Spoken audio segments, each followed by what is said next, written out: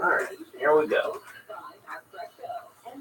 For joining us here on Condo Solutions, 9 to 10 o'clock every Monday morning. We talk about things that affect you at your in your homeowners association or your condo. Some of the issues that you may be dealing with. We're here to help you with those questions or with those issues. Feel free to give us a call. The number in the studio is 220-9788, 220-WSTU. When you call in, Mike will take your call, and you just need to give us a name we can call you. We don't need your association. In fact, we probably prefer that we don't have it because otherwise some other people might not think that it applies to them. And as many of you know that have been listening to the show on a regular basis, there's a lot of common problems.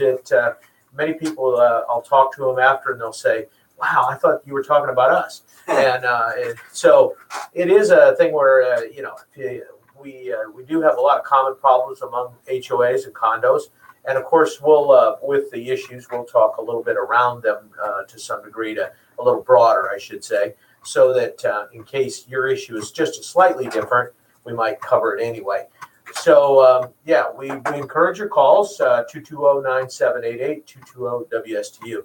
We'll try to give you the best answer we possibly can, but as many of you know, they as well, it's based on many answers are going to be based on your documents for a hard and fast answer, because your documents can always override certain laws and statutes. So it's important that you know that we don't have your documents, so we can't always give you a hard and fast answer. And if you need that kind of answer, you probably need to give Peter Mullengarden a call and talk to him directly, or ask him a question specifically, or contact your attorney. But we'll give you the best answer we possibly can. We call them radio answers, but we're going to give you the best possible answer we can based on your interpretation of your documents, normal facts and circumstances, the law, rules, regulations, common practices, court cases, and things like that.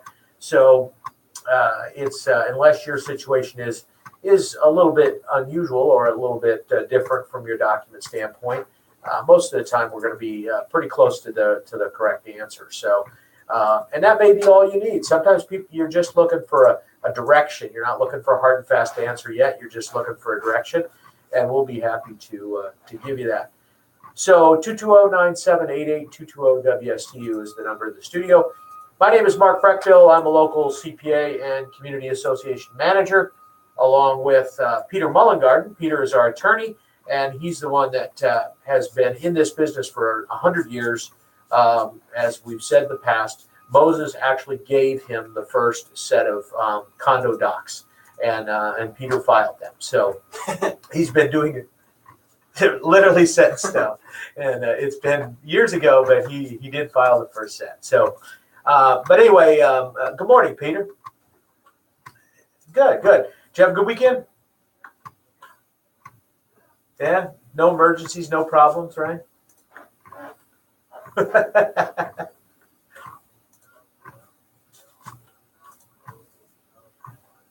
Oh, cool.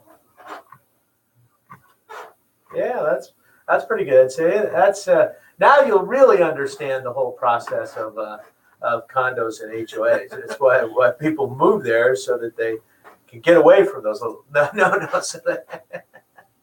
so they can be closer to those little darlings. So, yes. So anyway, no, they are much better than dogs. But anyways, yeah, ringing. No, I love my grandkids. I spend a lot of time with them. It's the best thing. Best job I ever had was as Pop, and I got to admit, it's the job that I take the most seriously.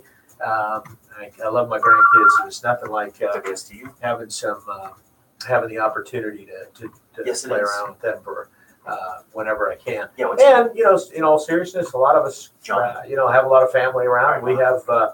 We bring our family down here, so some of those issues are always important. So it is always good to know what's going on there. But we have our first call this morning, and we'll go ahead and take the call. John, go ahead. Morning.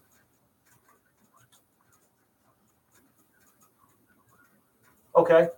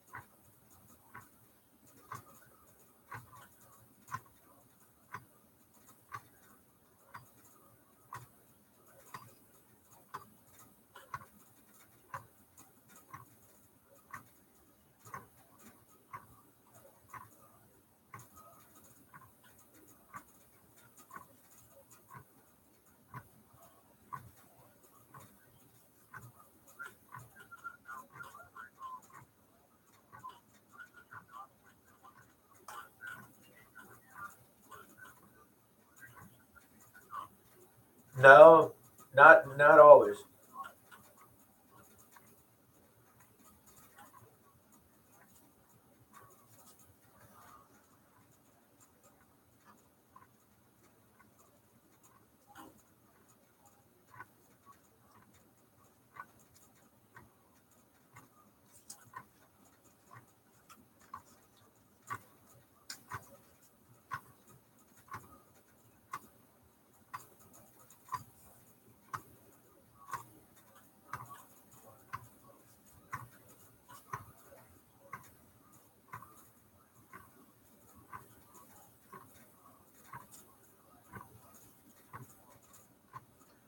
Yeah, and John, a couple things I just mentioned since you know, mine's Mark. Mine's Mark. Peter's the attorney. No, Peter's the attorney. Yeah, that's right. And I do too sometimes. But anyway, the what I was going to mention is that a couple things is that the thing that makes this tricky. We've talked about it before from a legal standpoint is that when you're talking about housing and rentals and that type of thing, you're also bringing in some federal laws that can supersede some of the things that you're doing. For example, if your documents, if your documents have something that's in that is different than the Fair Housing Act, you may have problems. So, for example, depending upon what your documents are and who you're trying to remove, from time to time you can have problems because you may be in violation of certain other laws and rules and regulations at the state level or the federal level, particularly the federal level.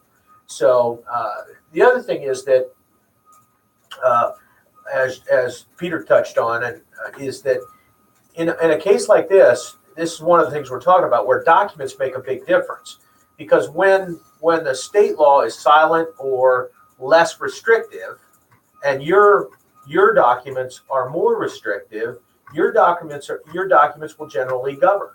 If you've got a situation where you have some rules that aren't in violation, the state may set overall parameters, but a lot of times they don't get into the fine tuning, and at that point, your documents come into play, and depending on what your documents say, they can override. Now, they're not going to override the Fair Housing Act, so that's why I say it gets a little complicated from time to time. But the key is to take a look at your documents and get them updated and make sure that they do have language in there that's going to protect you from that. And then if you do, you're in pretty good shape. For example, I know as a person that has rental units that I have communities. When I have a tenant in, I have to provide an application. They're subject to a background check. They're subject to, now, can you do anything about some of that? Maybe not. Some of the, in terms of actually turning them down, you might be able to, but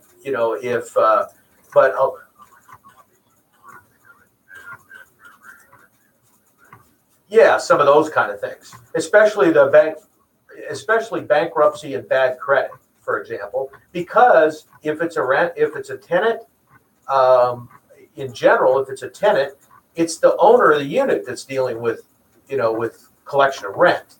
So what's more now, if you have provisions in your documents, you can charge a deposit, a security deposit, and so that always helps. So, and that's where the association can get by some of this stuff, is they can require a security deposit.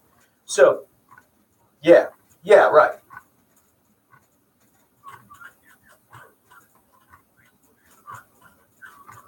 No, not no.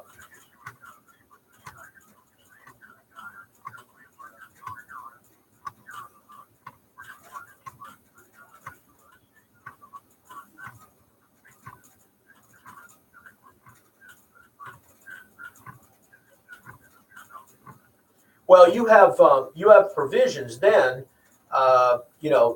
If I as the landlord get behind, then you have the opportunity to step in and, of course, take some of those rents. you have the ability to do that and make my tenant pay the rent directly to you. And yeah, at that point, to some degree, there'd be an issue with that. You might have a credit issue, but then you may also be able to evict that tenant if they're not paying and get a new tenant in there. So.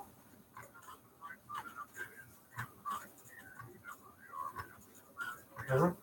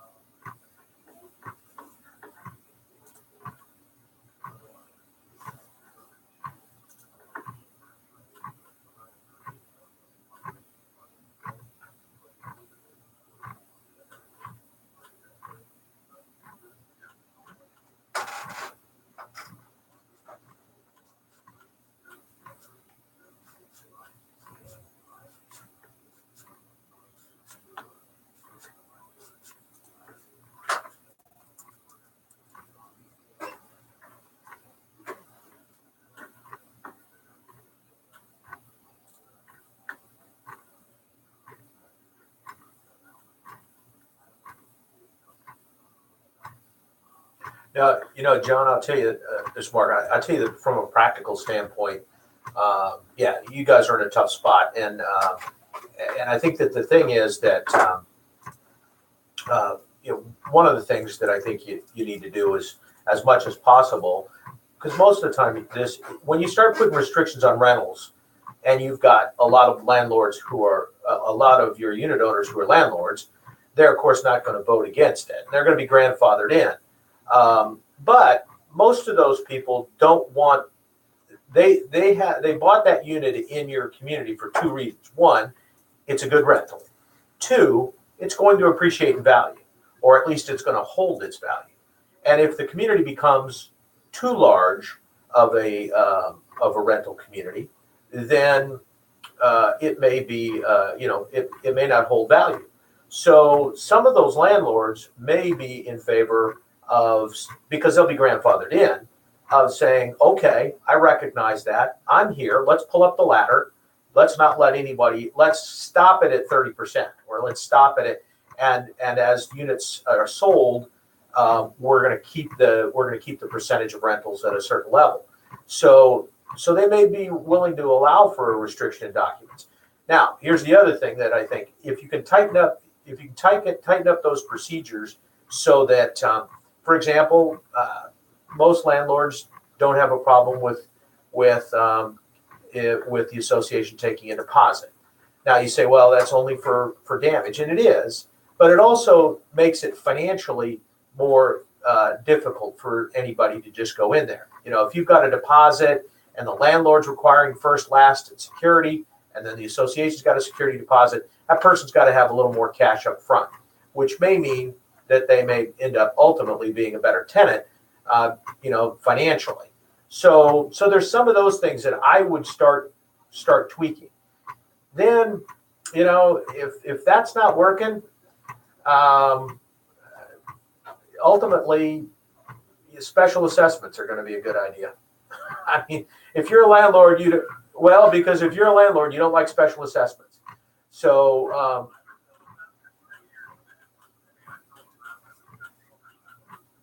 yeah.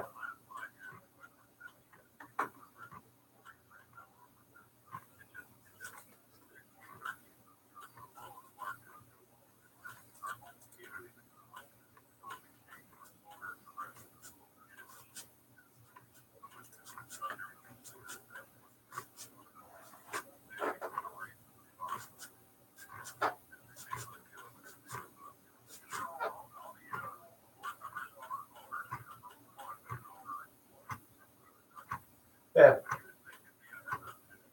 Oh, it is.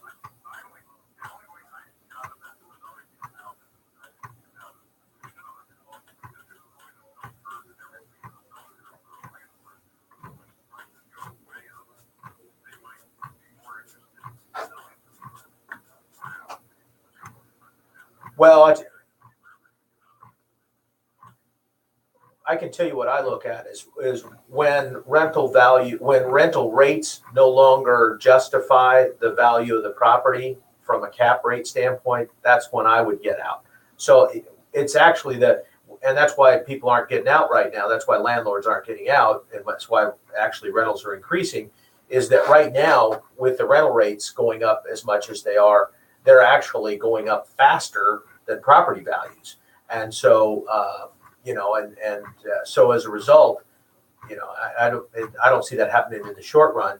But I do think that there's some things. The board's got flexibility in terms of things that it can do on assessments, and that's an area where you may be able to make some inroads. And first of all, you can clean up some things in the community to make it nicer, that would make it a more attractive community for somebody who wants to live there.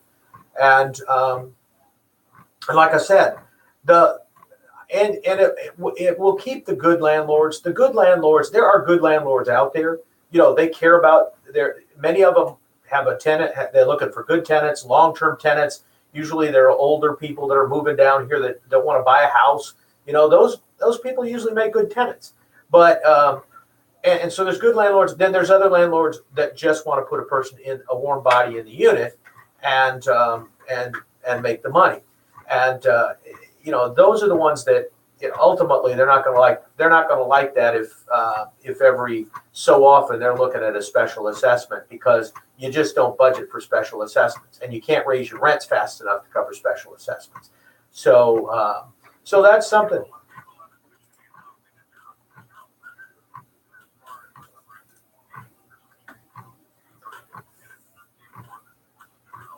Yes, they do. There is a subsidized limit, and in fact, they will not allow the tenant to subsidize it above a certain level based on their income. So so the trouble with Section 8 housing is you generally can't turn it down initially, even for some of the criminal things and some of the. Right. Yeah, you got that's been an issue locally. I know what you're talking about, but on the other hand, yeah, if those, it depends. I had a unit that was Section 8 housing, the only one I've ever had, and that one was a 3-bedroom condo, and it was the limit on that was, I think, that they would let them do was 1350. Now, and then in my case, well, it is. They would They would allow. I think it was 882 was what they were paying, and for that size unit, and for where it's located, Martin County, they would pay 882. But they would only let the tenant, be based on her income, go to 500. So the 1300 was the maximum they would allow. And frankly, that unit I probably can get 1550 for now.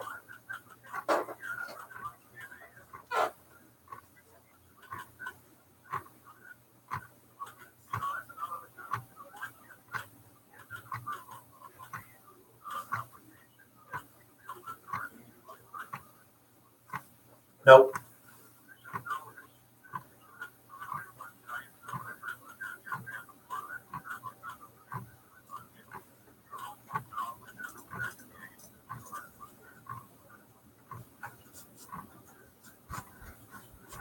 Well, it's still. I mean, you still got the opportunity to to do some things, but what has happened is that, like I said, in your situation, that landlord has no incentive because they're in there cheap, probably, and so they don't have any incentive because they've got a tenant.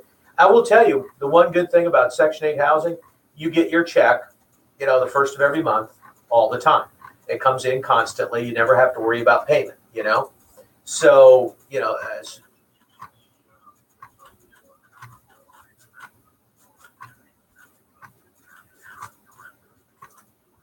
they send it directly to the landlord. Yeah.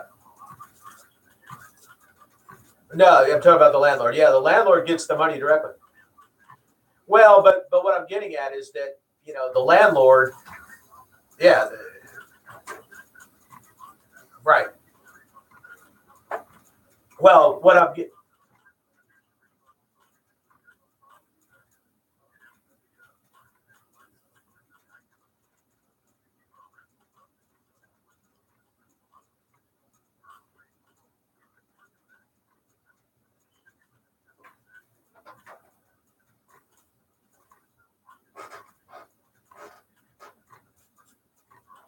Yeah, but that's your problem. That's federal law. It's federal law coming in here.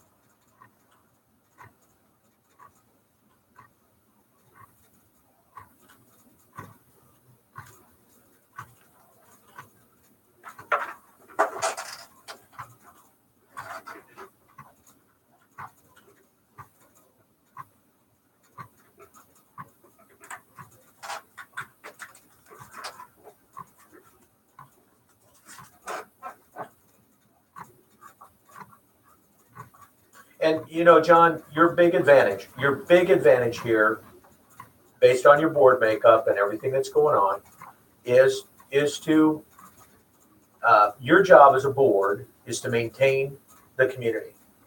Now, you've got some discretion as to what level you maintain that community. If I were you, and I was trying to reduce what you're talking about, I would be maintaining that community at the max. I would make sure my roofs were redone whenever they needed to be redone.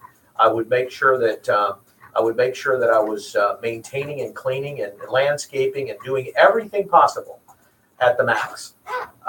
Because at that point, between a combination of increased operating assessments and increased special assessments, one of two things are going to happen. Those landlords are going to sell their units and get out. And the person coming in's got a nice community, or they're going to raise the rents. So, and at some point, they're going to raise the rents beyond what the government will subsidize. And so, and that's what I'm saying. There are people in your community who really want those rents to go up because they've got good tenants and they're good long-term tenants, and they can afford it, and they want to maintain the community because they're looking for appreciation and value too. And then there's those that are just they're just trying to make money off the rentals. And I know what you're talking about. There are a couple communities like that over the last 20 years, the units haven't gone up at all in value, even though they should have. They haven't gone up at all in value because such a large percentage is rentals. And so, but the only way I can see is you've got to pare out the landlords, and the only way to do that is to make it more difficult. So think about the things that if you were a landlord you would hate: special assessments, increased operating assessment.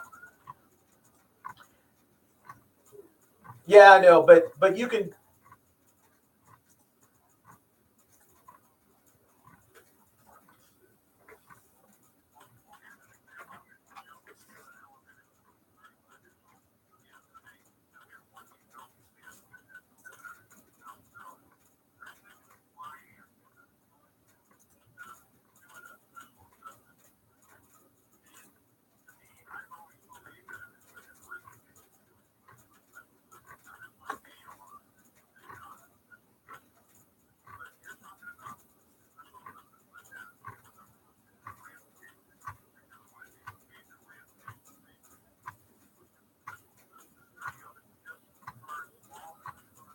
Well, you can increase. I would increase the reserves. I would increase the funding of the reserves. Those are always under. Yeah, that's through the regular budget, but that'll make a difference. And right there, I'll bet you, without a special assessment, the first thing you can do is have a reserve study done and fully fund your reserves. Now, that people don't like too much a lot of times if they're older and they figure they don't want to pay that. But at the same time, that's money that's going directly into the value of their unit. They'll get more money when they sell their unit because those reserves are fully funded. But so that's one of the things that'll get the assessments up a little bit, and I would make sure your assessments are a little bit at the high end. I mean, and the unit owners have to know why. When you're talking to some of the unit owners, they're going to know that you're going to tell them, look, this is what we're going to do. We're trying to get this. We're trying to get these values up in here. We're trying to get the housing values up. Go ahead.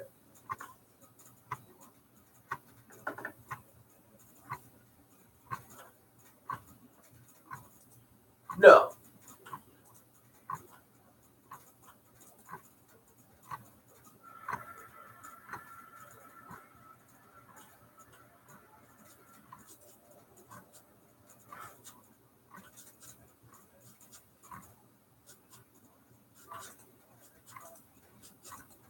Yeah, but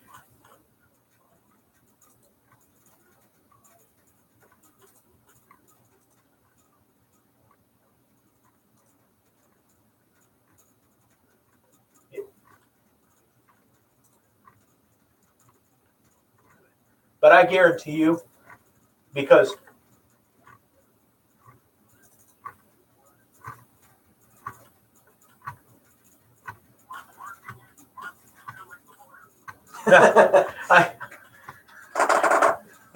I'm just saying I've been there, done that, so I know what's not fun, and I've seen enough from my standpoint, from an accounting standpoint. I have seen enough associations to know that there's probably a handful on the Treasure Coast that are actually fully funding their reserves. Some of them are fully funding what they think are their reserves, and their reserves are understated by 150,000. Yeah, that's right. Yeah. Yes. Right. Exactly. Exactly. That's what I'm talking about. Right. Right. Right. So, so those are the kind of things that you can legitimately do as a board. And yes, it is going to increase those assessments, but it is also going to, have the effect that you're going to have a better community when you're done. You're going to have more people that want to buy in. And some of this stuff's cosmetic. I mean, it's, it's landscaping and those kind of things. There's some of those type of things that just need to be refreshed and they need to be funded.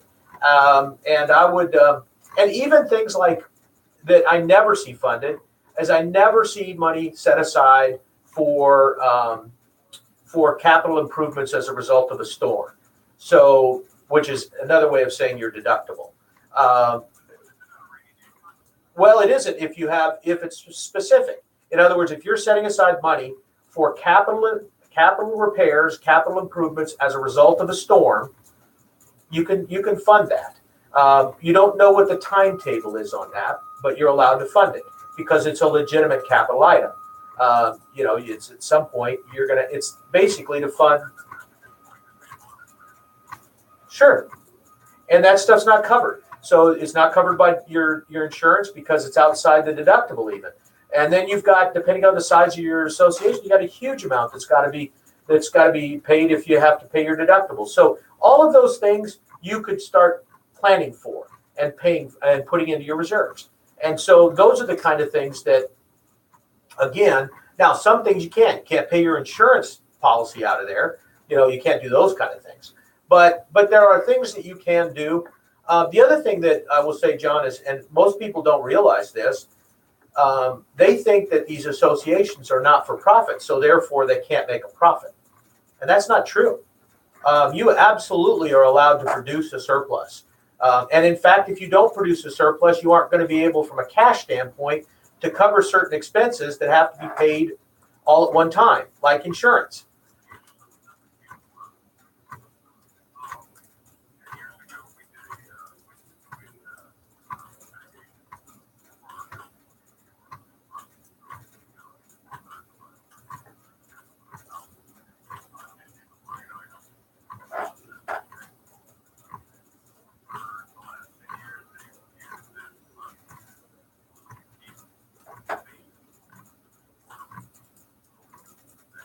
Yeah. Yeah. Yeah.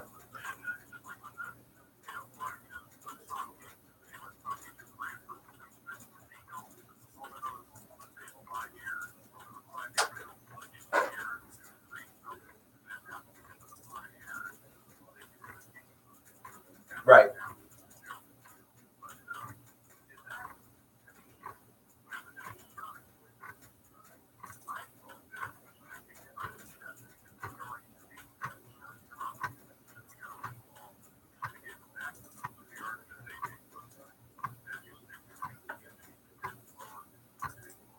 Well, except you have to potentially, it may potentially be subject to tax.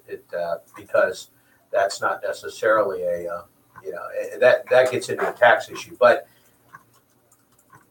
yeah, you can't pay a dividend.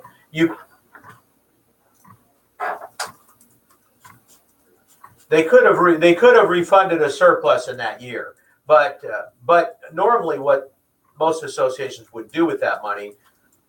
Yeah, they would have refunded it and then turn around and reassessed it and put it in a reserve account so that they would have established, they would have fully funded certain reserves. But yeah, but now you're right. See, so these are all legitimate reasons, is what Peter was saying. You got to have legit, but these are all legitimate reasons. You got a $500,000 pool of funds that is no longer going to be available. You've got certain items that aren't being reserved for, like deductibles and all those kind of things. And trees and all that need to be replaced in the event of a storm. You have other items that I'm sure are being funded over longer periods of time at lower rates than they should be. including roofs. And, it's probably one of those kind of things where, you need to take a look at some of those items and start bumping them up. And, you don't, for your owner's sake, you're probably not going to double your assessments right away. But, if you increase those assessments pretty stiff, the landlord's going to look at it and say, wait a minute, I'm getting out of here. And so some of those guys are just going to go by the wayside right away. I mean, let's face it, if you increase your assessments by, $100 a month on that stuff, you're gonna pretty quickly eliminate the people that are just barely making it on leases. If they're right there at the lease rate, and or their lease rates were way low because they're okay, they're going to immediately bump their rents up, and they're going to have to. So so the advantage of that is either you're going to get units coming up for sale and the opportunity to have individuals buy them as primary residences or second homes, or you're going to have a situation that people are going to bump their rents up, and frankly, a lot of times the more it is, you hate to say it, but the better tenant you got, or they're gone because they can't pay it. So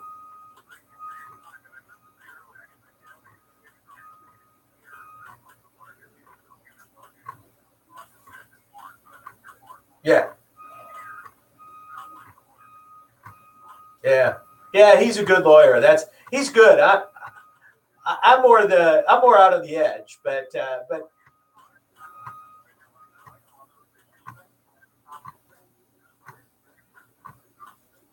yeah. Well, some of it's just stuff you have to do sometimes, and and Peter's really good at helping you guys. And that's what I'm saying. I'd have somebody take a look at those documents and see if there's something that you guys can do, or what you can do, but and what you can't do. And Peter's good about giving you how many attorneys would give you a yes? Yeah, how many attorneys would give you a yes and no answer? That that was amazing. Yeah, well, we've been doing this show for a long time. Yeah, right, maybe, right. All right, thanks, John. You too. It's a tough issue, Peter. It really is in terms of coming up with. These are one of the things that makes it very difficult in many of these situations, and what some of these, what sometimes board members don't realize, and what some unit owners don't sometimes realize. They get mad at some of these board members sometimes, but they're just trying to protect the community. And I've said about the leases. I'm probably one too. There are good landlords out there, and I hate prohibitions against landlords completely and against leasing completely.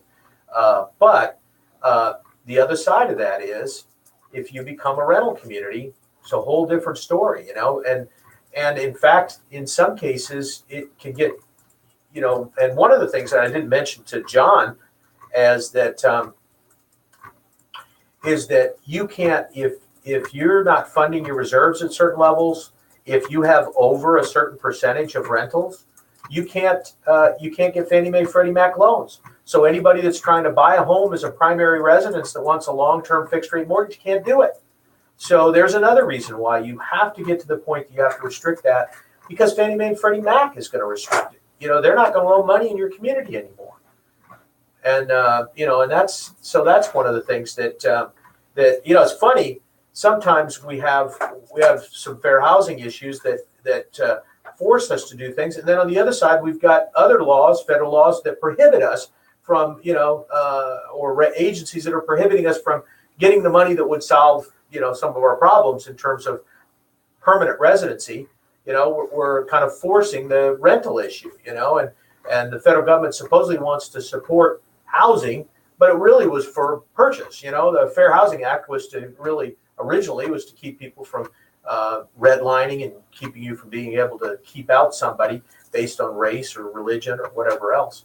So anyway, it's kind of interesting. But that's why I said, Peter, your area of the law is really pretty is pretty involved. I mean, this situation right here, I mean, this is typical when you get into ownership or rentals of real estate.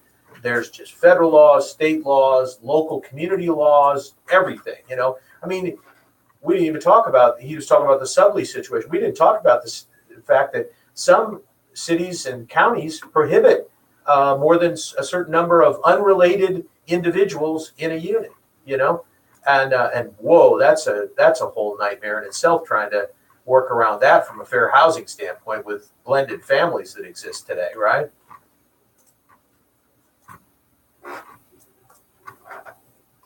Mm-hmm.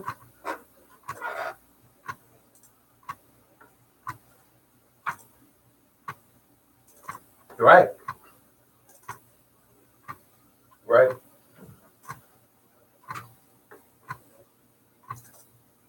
I went to a meeting, and it was funny because there's all these conflicting things going on. I went to a City of Stewart Commission meeting one time. This was a number of years ago, and they were worried about. This was a number of years ago when the first time that the provision relative to what they were worried about was prescription drug and opioid crisis and centers for all of these recovery centers that they were having, and they were just popping up all over the place in residential neighborhoods and everywhere else. So the city got on the board early in terms of putting in a provision that if you're going to dispense prescription drugs, narcotics, that it has to be done within a certain distance of the hospital, and so there's zones for it, right? And that was partly in anticipation of the provision with marijuana becoming legal as to where it could be sold. So they were dealing with all those issues, which were very complicated, and so they ended up basically restricting family size. And so I was at the commission meeting, and they're using a definition that is kind of messed up, because how do you define a family, right? And I said to him, I said, look, even the IRS can't define a family. They've tried. They can't define a family. How are you guys going to define a family? Because without discrimination, there's no way. Well, we're going to, okay. Now, that whole thing is going to fall apart the first time that they go after somebody and they claim that it's a gay couple with two unrelated children, two foster children. Right away and the foster children are 20 and 21. It's gonna be one of those kind of things. And they only live in the house for 2 weeks at a time, and they're different every time. It's one of those kind of things, because it's conflicting now with the Airbnb. And of course, you got Airbnb fighting on those statutes, and then you got state coming in and saying that some of this stuff is illegal, and so and then we're dealing with it from the homeowners association and condo side. How do you restrict this kind of stuff? Well, if your documents aren't good, you don't restrict it very well. And so all of this stuff is really, and it reflects the changing nature of what's happening. People living in smaller size places, cutting down more of a minimalist type attitude from the young people, and they'll rent a room, whereas before they wouldn't do that.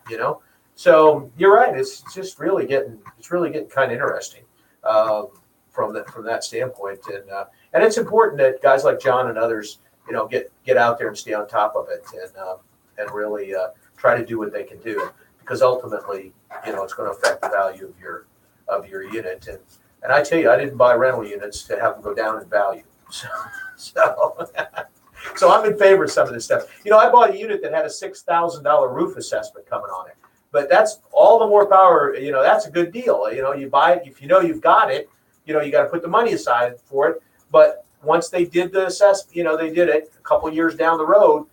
It's good. It's got a nice metal roof on it now. It's in great shape. So, you look at that kind of stuff and say, that's going to definitely increase value. And yeah, it doesn't increase rental value necessarily, a little bit, but it does increase value. So anyway, well, again.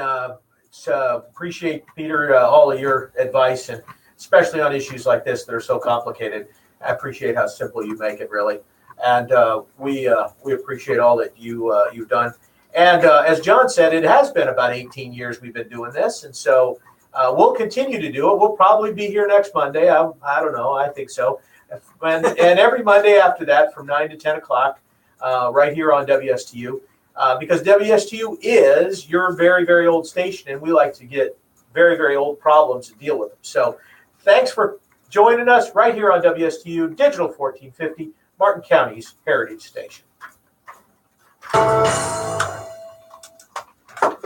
Yeah, the painter, I was having trouble understanding him, but he was saying there's something with the floor upstairs that I think he needs you to look at. All right, I'll go up there now. Yeah. Adolfo, he's a nice guy. Boy, can you believe how much they've done? It looks good, doesn't it? Yeah, it does. The colors, I think, are going to be really good. Yeah. There was one time where I got trapped in here, though. Did you? He went outside and that was taped off and the machine was in that hallway and I'm like, shit. Can't get out, right? See you later.